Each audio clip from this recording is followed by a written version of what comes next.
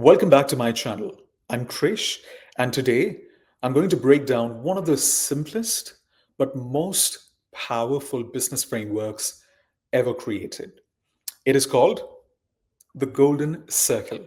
The Golden Circle was created by somebody called Simon Sinek. You may have heard of it, but today I'm not just giving you the definition, I'm actually going to explain it in the way business owners, coaches, creators, and leaders should understand it. And what is that? Practical, actionable, and with relatable Indian examples.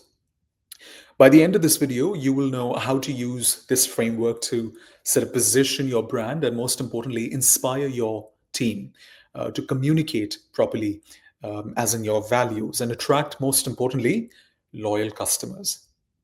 The Golden Circle explains how great companies communicate and, most importantly, why people trust them more. There are three layers. The first is what, as in what you sell or what you offer. Now, the second layer is called how, as in how you do it uniquely. And finally, the third layer is called why you exist. So, what is your purpose? What are your beliefs? And what are your core reasons? Can I tell you a little secret? Most companies communicate outside in. What do I mean by that? They talk about what they sell first, but then that's not the right strategy. Great companies communicate inside out, as in they start with why, their purpose, their mission, the change they want to create in the world. For example, think about most businesses around you right now, especially small businesses. When you ask them about their brand, they immediately talk about the product. I sell cakes. I offer coaching.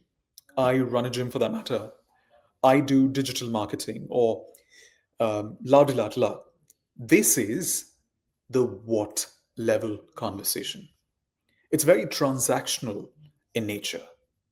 It doesn't emotionally connect with anyone. And in today's world, products are very easy to copy, but purpose is not. So, an important lesson that we understand from this video is great businesses start with why. Once again, great businesses, I'm going to put it on the screen for you. Bear with me. Great businesses start with why.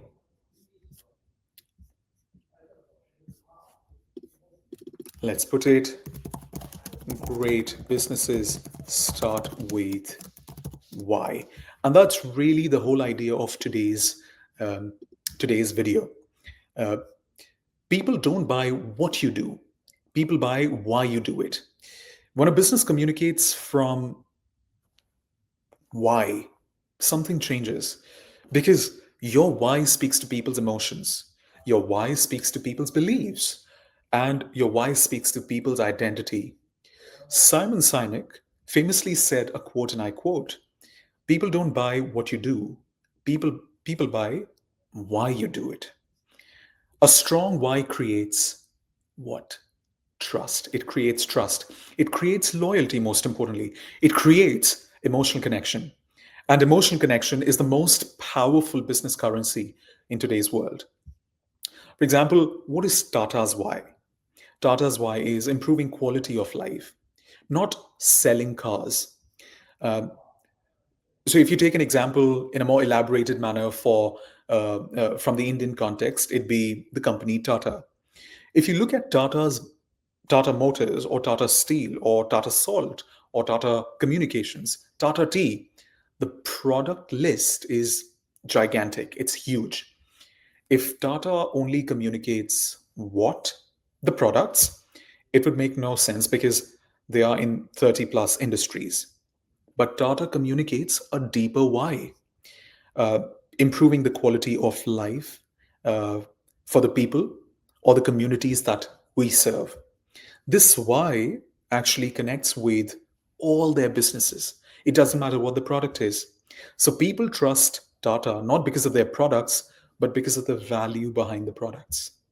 So it's very important for you to understand what is the value, the V part, that your business offers. Let's take another example. What's Amul's why? Amul's why could be empowering farmers and serving India, not selling dairy. Amul doesn't just sell, let's say, butter or milk. Their branding, their messaging, their culture, all of this is rooted in the why, to empower Indian dairy farmers. And that's an important lesson for us, to make India self reliant in milk production, to deliver trust and to deliver purity to the Indian household is what the aim of this business is. And that's why the brand survived for decades, ladies and gentlemen. And that is why people chose and still choose Amul, not when, even when, as a matter of fact, when cheaper options exist as well. Their why creates emotional equity, and that's very important. I've got another example, Byju's. Um, I'm only going to talk about Byju's rise phase, so that's important for you to understand. What was Byju's why, especially when they were rising? Making learning enjoyable was their why. It was not just an app. So if you think of Byju's in its growth phase, they didn't become a unicorn because of the fact that they built an app. Apps don't create billion-dollar companies. Purpose does. So Baiju communicated a why. We want to make learning enjoyable and accessible using technology. Parents didn't buy the app, they bought the promise. The possibility of better learning for their children is what had happened.